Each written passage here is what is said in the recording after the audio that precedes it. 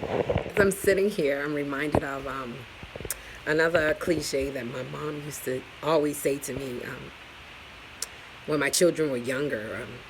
I have a daughter. I have two daughters and a son, but one of my daughters were very attentive to anything I said in conversation. And as soon as my mom would come to the house, she would come into the room very quietly and serene and just meddle around in the room. And my mom was a wise woman, and she knew that children repeat things. They're sponges. It's very important that we are careful with what we say around children. And I think very often we think because they're little, they're not paying attention. And I went to have a conversation about something, and my mom just blurted on in the middle of our conversation, and I'm always reminded of this very often when I go into a room, and I'm a talker, so I'm very careful when I walk into a room and people are just quiet, or they let me do all the talking, which that happens a lot.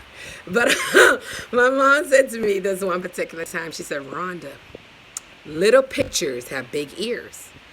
And I didn't quite understand I understood what she meant at the time, but she was pretty much saying to me, especially when my daughter was in the room, who was a repeater too. She was a talker and she was a repeater. She said, "Rhonda, little pitches got big ears," just like that. And I said, when my daughter left, I said, "What do you mean by that?" Well, one day. She goes, "I just want you to understand that people may act like they're not paying attention to your conversation, may act like what you're saying is not even important, but will repeat everything you say verbatim, word for word, will repeat everything you said, and cannot share anything that they said. Little pictures that stay on the wall, pictures that are on the wall, they don't do much. They're just there. They're decorative. They're beautiful. They show up. They're just there for decoration purposes. They serve no valid purpose. They're just there for decoration purposes. But some pictures listen. And people can be like that. They can be like pictures in a room with great big ears that are listening. And sometimes big mouths to repeat it too.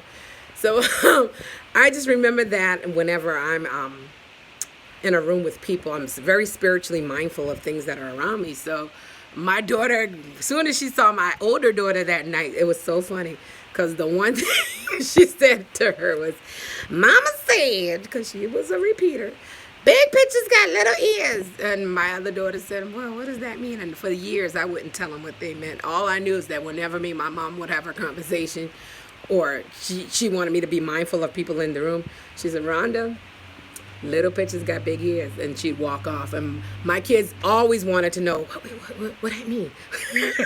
What that mean that we ain't talking in front of y'all because y'all nosy? But I want you to be mindful of that.